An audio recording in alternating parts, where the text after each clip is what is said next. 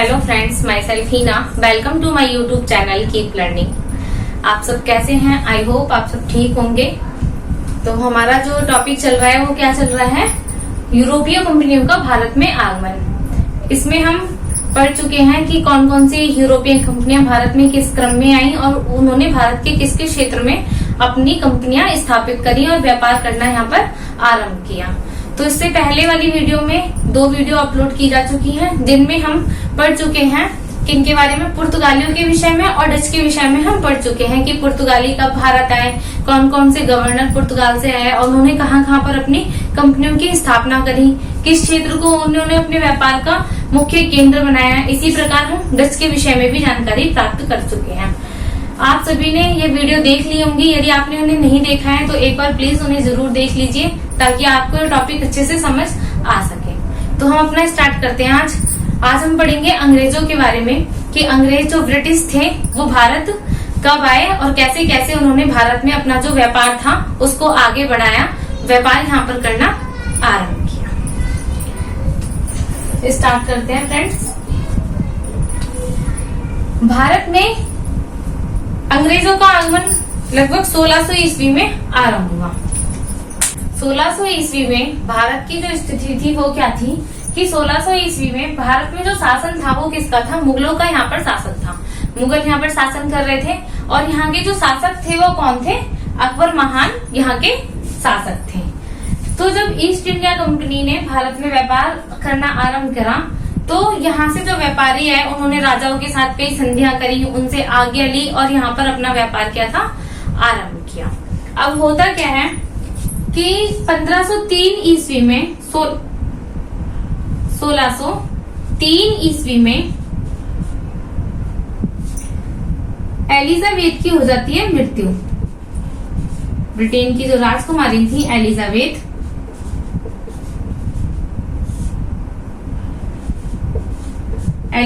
की मृत्यु हो जाती है और यहाँ के जो नए शासक बनते हैं वो कौन बनते हैं?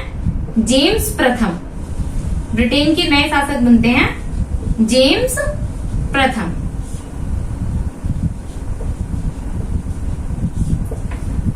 अब ये जेम्स प्रथम अपना राजदूत भेजते हैं भारत के लिए। भारत में अपना राजदूत भेजते हैं कि वहां पर जाओ और वहां के राजा से क्या है, उनसे मिलो, उनके साथ संधि करो, उनसे परमिशन लो कि हम यहाँ पर आकर क्या है, व्यापार करना चाहते हैं।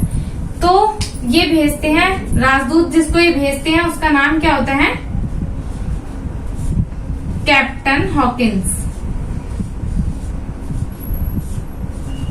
Captain Hawkins.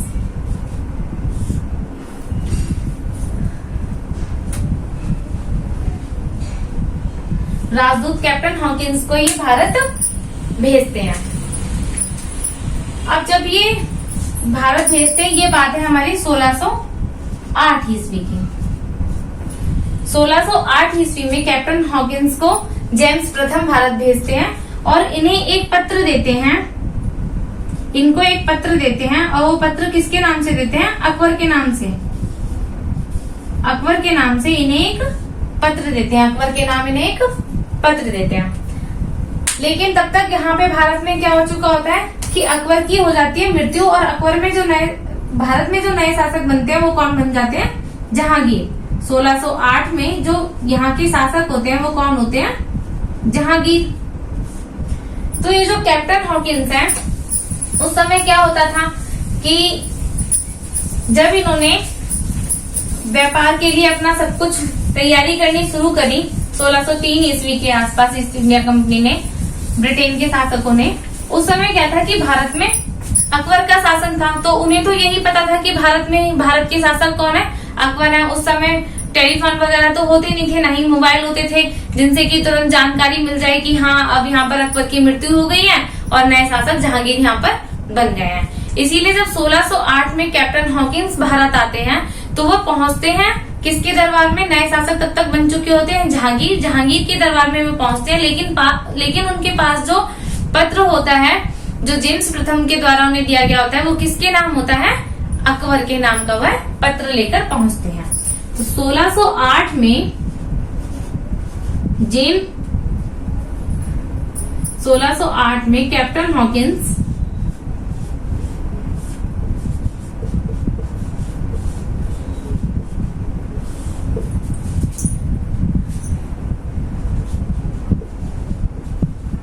अकबर के नाम का पत्र लेकर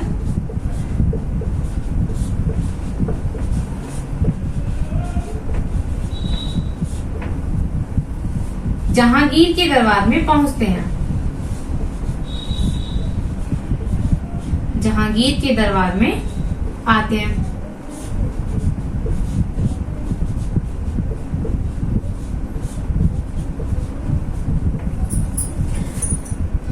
कैप्टन हॉकिंस के बारे में हम कुछ जान लेते हैं। ये जो कैप्टन हॉकिंस थे, इन्हें कई भाषाओं का ज्ञान था। इन्हें तुर्की भाषा भी आती थी, तुर्की, फारसी और अंग्रेजी भाषा का इन्हें ज्ञान था।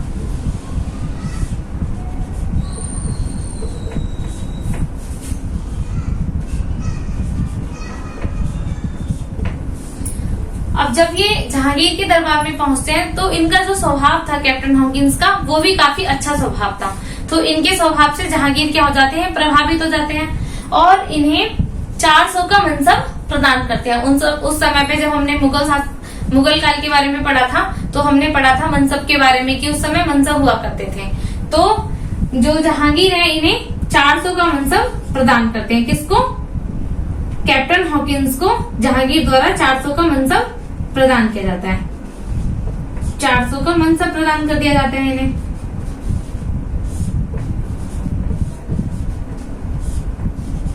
ये बातें हमें कुछ याद रखनी है कैप्टन हॉकिंस के बारे में।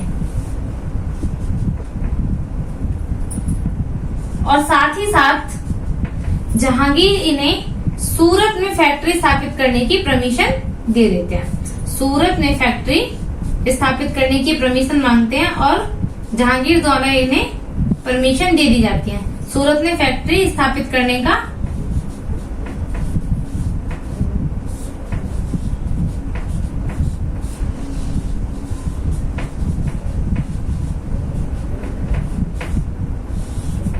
की अनुमति इन्हें मिल जाती है।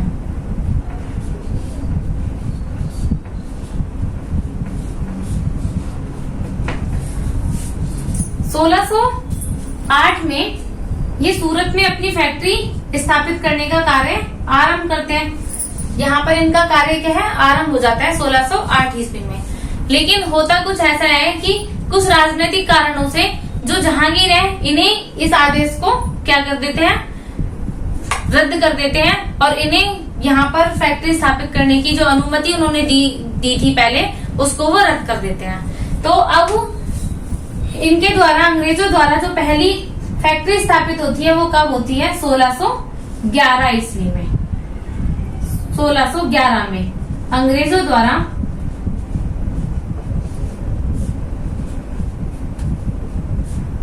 द्वारा भारत में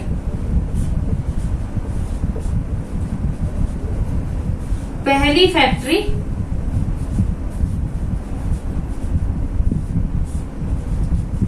स्थापित की जाती है। वो भी कहां पर स्थापित करते हैं ये? सूरत में तो इनको परमिशन जो मिली थी वो हो जाती है इनकी रद्द। तो अब ये अपनी फैक्ट्री स्थापित करते हैं मसूलीपट्टनम में।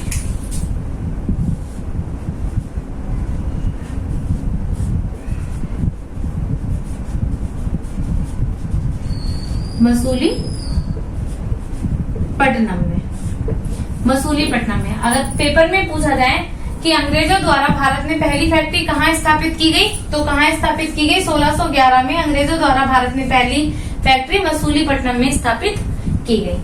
अब 1608 में जो फैक्ट्री का निर्माण कार्य चल रहा था, इस पर रोक लग जाती है, लेकिन ये दोबारा से परमिशन प्राप्त कर लेते हैं। कब? 1612 ईस्वी में। 1612 में इन्हें सूरत में फैक्ट्री स्थापित करने की दोबारा से अनुमति मिल जाती है। सूरत में फैक्ट्री स्थापित करने की अनुमति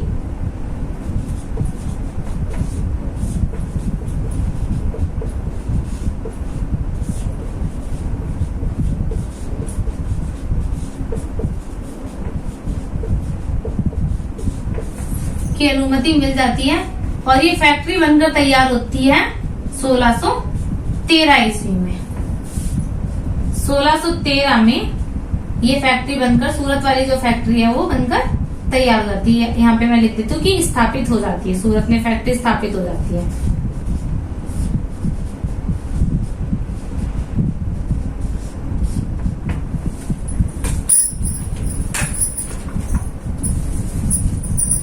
अब यहाँ पर इन्हें पहली फैक्ट्री इन्होंने अंग्रेजों ने अपनी स्थापित कर ली। कहाँ पर? मसूलीपट्टनम में इन्होंने अपनी फैक्ट्री स्थापित कर ली। और तभी 1608 में जो इन्हें जहांगीर द्वारा फैक्ट्री स्थापित करने की अनुमति मिल गई थी, जो रद्द कर दी गई थी बाद में किन्हीं कारणों से, बाद में इनको दोबारा से 1612 में उस फैक्ट्री को स्थापित करने की परमिशन मिल जाती है और ये अपनी फैक्ट्री का जो निर्माण कार्य है उसको शुरू कर देते हैं। और 1613 ईस्वी में इनकी फैक्ट्री बनकर तैयार हो जाती है। और 1613 में कहाँ पर फैक्ट्री स्थापित करते हैं? ये सूरत, यहाँ पे सूरत में।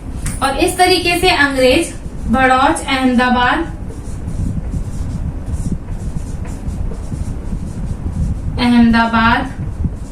आगरा,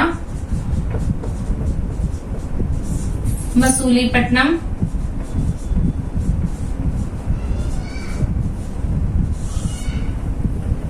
आदि क्षेत्रों में अपनी फैक्ट्रियां स्थापित करते हैं।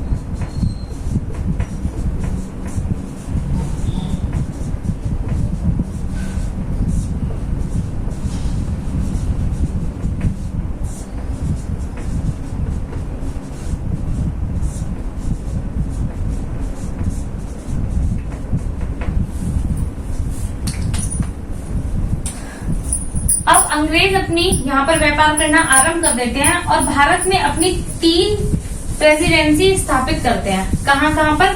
पहली मद्रास में, फिर कोलकाता में और मुंबई में। 3 प्रेसिडेंसी अंग्रेजों द्वारा स्थापित की जाती हैं। तो अब हम थोड़ा सा उनके बारे में पढ़ते हैं। तो सबसे पहले जो राजदूत आए वो कौन थे? Captain Hawkins. अब 1615 में आते हैं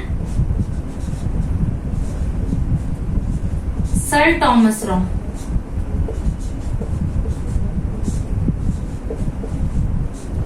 सर टॉमस रॉ भारत आते हैं।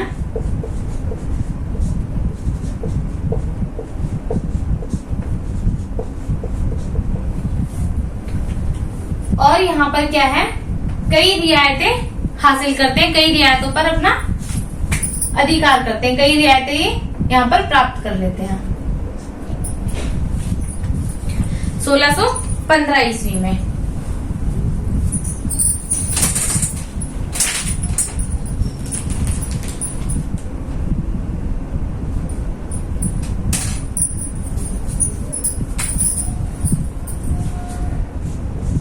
सोलह सौ 32 ईस्वी में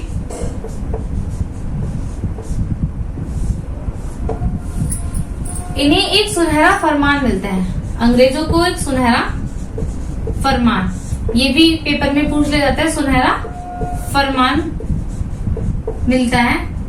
और ये सुनहरा फरमान क्या है इसके बारे में हम पढ़ते हैं। 1632 में जो गोलकुंडा के शासक होते हैं, गोलकुंडा के शासक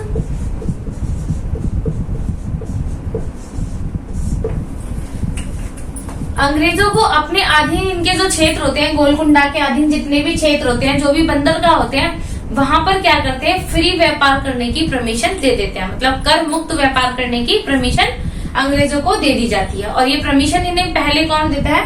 गोलकुंडा के शासक जो होते हैं इन्हें परमिशन दे देते हैं। इसी को क्या कहा जाता है? सुनहरा फरमान के नाम से भी जाना जाता है। ये बात है 1632 ईस्वी की। 1632 ईस्वी में अंग्रेजों को सुनहरा फरमान प्राप्त होता है और इस फरमान के तहत गोलकुंडा के शासक अपने अधीन क्षेत्र में ये पूरे भारत पर इन्हें अभी व्यापार करने का अधिकार प्राप्त नहीं हुआ है। केवल गोलकुंडा के जो शासक के अधीन जितने भी क्षेत्र आते थे, मतलब इनके राज्य जो जितने क्षेत्र थे उनमें इनको व्यापार करने का अधिकार प्राप्त हो जाता है, कर मुक्त व्यापार करने का अधिकार प्राप्त हो जाता है अपने अधिकार क्षेत्र व बंदरगाहों पर।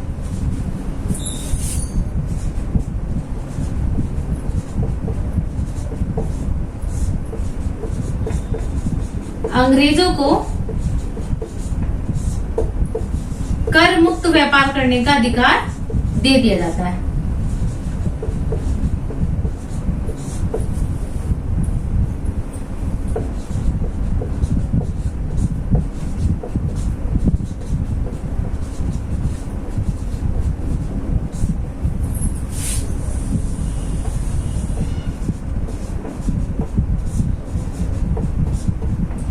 अब यहाँ पर ये क्या करते हैं कि अपना व्यापार शुरू कर देते हैं। यहाँ पर इन्हें बिना उसके अधिकार व्यापार करने का अधिकार मिल जाता है।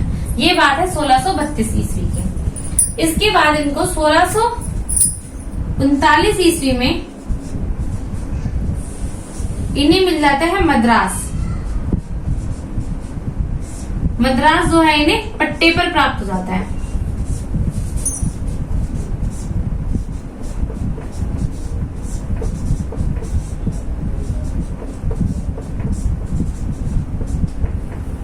मद्रास में जो चंद्रगिरी के राजा थे वो इन्हें 12,000 रुपए में मद्रास को सौंप देते हैं।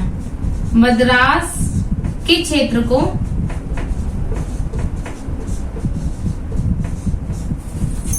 व्यापार करने के लिए अंग्रेजों को सौंप देते हैं।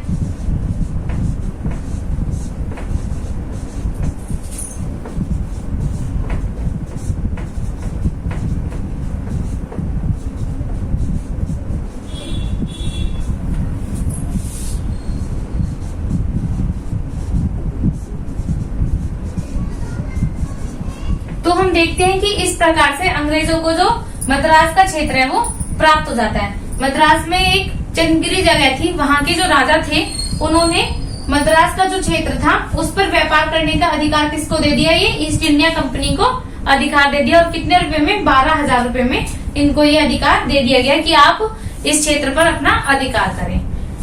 अब यहाँ पर जो खास बात होती है वो यह है कि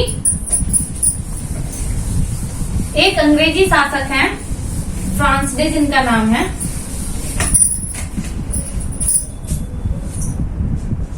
फ्रांस डे।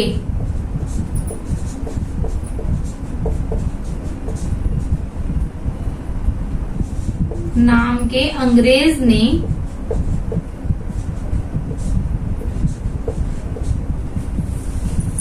मद्रास में एक किले का निर्माण करवाया।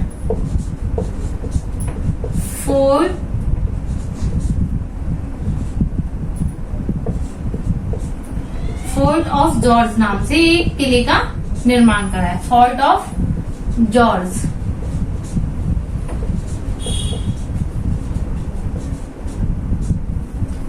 नाम से किले का निर्माण करवाया।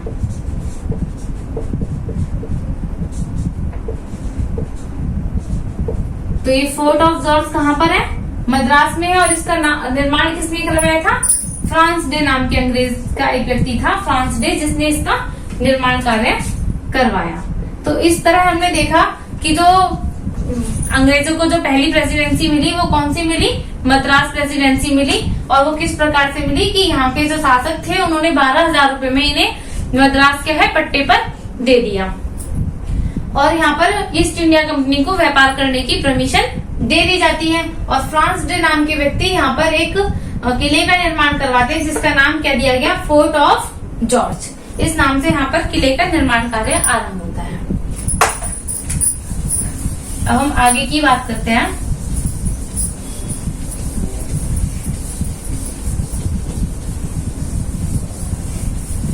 होता यूं है कि 1661 ईस्वी में 1661 में पुर्तगाल की राजकुमारी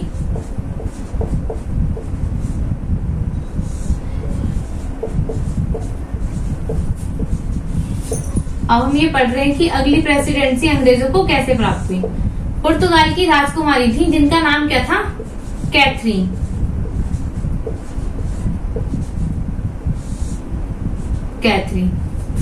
और ब्रिटिश के राजकुमार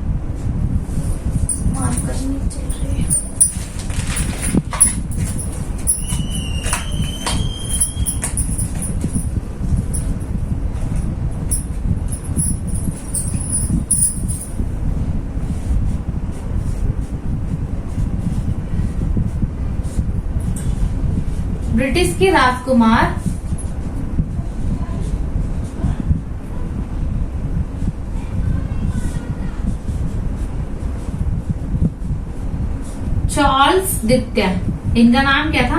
चार्ल्स द्वितीय। इन दोनों को क्या हो जाता है? विवाह, इन दोनों का हो जाता है विवाह। पुर्तगाल की राजकुमारी है जिनका नाम क्या है कैथरीन, और ब्रिटिश के राजकुमार जिनका नाम क्या है चार्ल्स द्वितीय, इन दोनों का हो जाता है विवाह। अब विवाह में ब्रिटिश के जो राजकुमार हैं चार्ल्स द्वितीय, इनको पुर्तगाल की राजकुमारी के साथ जब इनका विवाह होता है तो पुर्तगाल इनको क्या करते हैं, पुर्तगाली इनको दहेज में क्या दे देते हैं, बम्बई इनको दहेज में दे दिया जाता है। अब ये देखो विवाह हो रहा है विदेशियों का और दहेज में क्या दिया जा रहा है हमारा भारत, उनको दहेज में, भारत के भाग उनको दहेज में दिए जा रहे हैं। तो मुंबई था जो पुर्तगालियों के अधीन था, मुंबई इनको चार्ल्स द्वितीय को दहेज में दे दिया जाता है, द्वितीय को दहेज में दे दिया जाता है।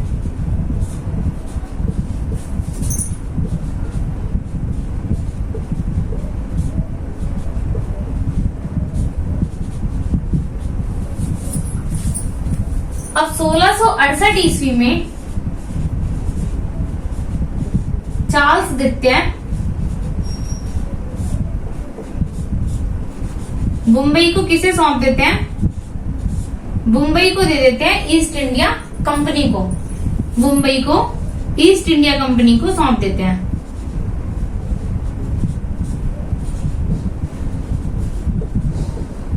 ईस्ट इंडिया कंपनी को सौंप देते हैं।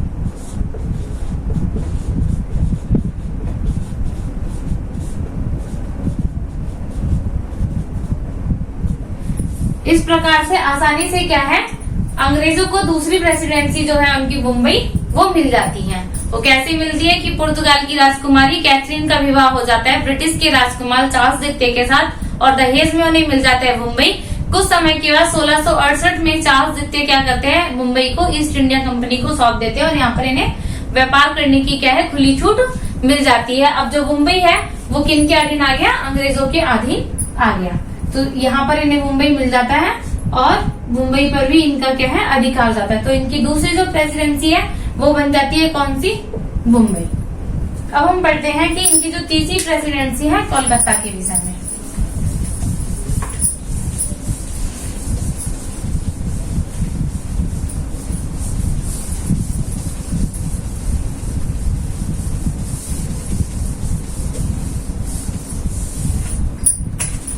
सौ 1951 में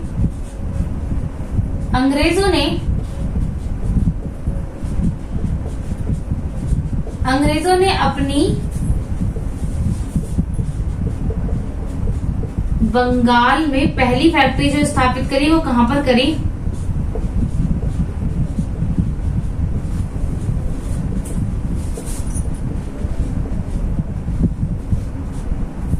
स्थापित की वो करी इन्होंने हुगली में।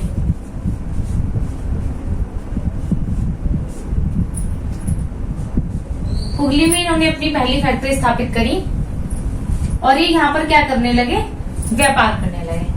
लेकिन धीरे धीरे होता क्या है कि यहाँ पर ये फैक्ट्री स्थापित कर लेते हैं, यहाँ पे व्यापार करना शुरू कर देते हैं। लेकिन धीरे धीरे अंग्रेज क्या है, उस समय पूरे जो भारत था उस पर तो किसका शासन था, मुगलों का शासन था। और मुगलों में भी उस समय वहां पर कौन थे, औरंगजेब थे। तो ये जो अंग्रेज शासक अंग्रेज होते हैं वो क्या करते हैं कि मुगलों के जो क्षेत्र होते हैं उनमें क्या करते हैं, लूटपाट करनी शुरू कर देते हैं। मुगल शासक जो वहां पर होते हैं उनके साथ मारपीट करते हैं, लूटपाट करते हैं, उनसे जगह को छीन लिया जाता है। तो इस बात का पता चलता है औरंगजेब को जब इस बात का पता चलता है तो 1686 ईस्वी में ये जो काम करा, लूटपाट का काम, ये किसने करा, थोड़ा सा लिख लेते हैं इनके बारे में।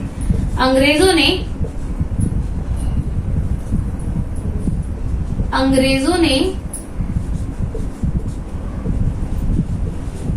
लूटपाट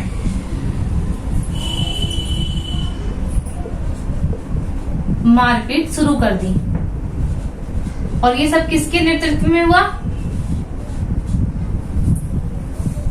सर जॉन चाइल्ड।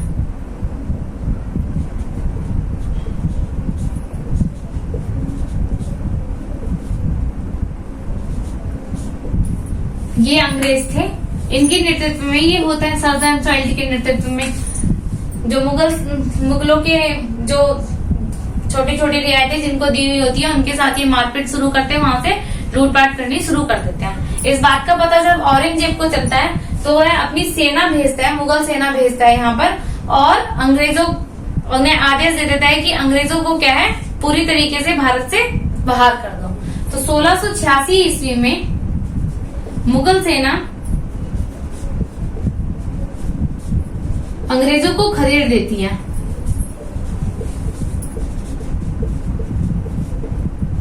अंग्रेजों को खदेड़कर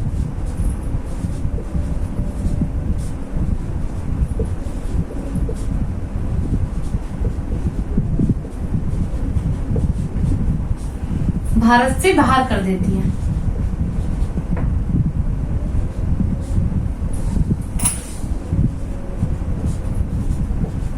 और इन्होंने अपनी जितनी भी कोठियां स्थापित करी थी, जहां जहां इन्होंने अपनी कोठियां स्थापित करी थी, जो इनकी फैक्ट्रियां थी, उन सबको क्या है, ये अपने अधीन कर लेती है। लेकिन कुछ समय के बाद ये फिर से अंग्रेज जो होते हैं फिर से आते हैं और क्या है, इनसे माफी मांग लेते हैं और इनको 1.5 लाख का जुर्माना मुगल सेना को देना पड़ता है। 1.5 लाख का जुर्माना अंग्रेज देते हैं और फिर से अपनी जो है फैक्ट्री यहाँ पर स्थापित करनी शुरू कर देते हैं।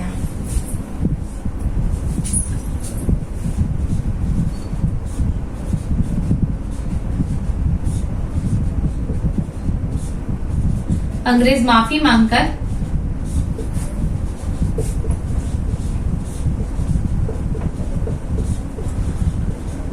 फिर से व्यापार करने के लिए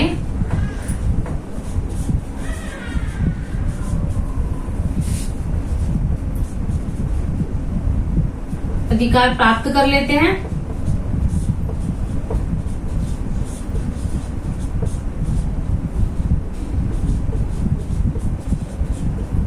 और जुर्माना कितना देते हैं अंग्रेज? 1,50,000 का जुर्माना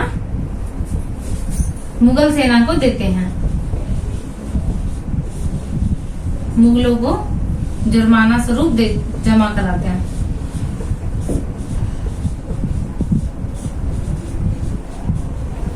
इस तरीके से धीरे धीरे क्या है, अंग्रेजी कंपनियां यहाँ पर स्थापित होती चली जाती हैं और अपना शासन यहाँ पर करना शुरू कर देती हैं। यहाँ पर स्थापित होती हैं, व्यापार करती हैं और धीरे धीरे जो राजनीतिक मामले हैं उनमें भी अपने हस्तक्षेप करना आरंभ कर देती हैं। तो आज हमने पढ़ लिया अंग्रेजों के बारे में। इससे पहले मैंने आपको बताया था कि पुर्तगाली और डच के विषय में हम पढ़ चुके हैं। आज जो हमने अंग्रेज के विषय में पढ़ लिया, अब हम पढ़ेंगे चौथे फ्रांसीसी के बारे में, जो कि हम अपनी अगली वीडियो में पढ़ेंगे। तो आज का टॉपिक इसी के साथ हमारा आज खत्म होता है। आई होप आपको वीडियो पसंद आई होगी, तो प्लीज इसे लाइक और सब्सक्राइब करना ना भूलें। Thank you so much.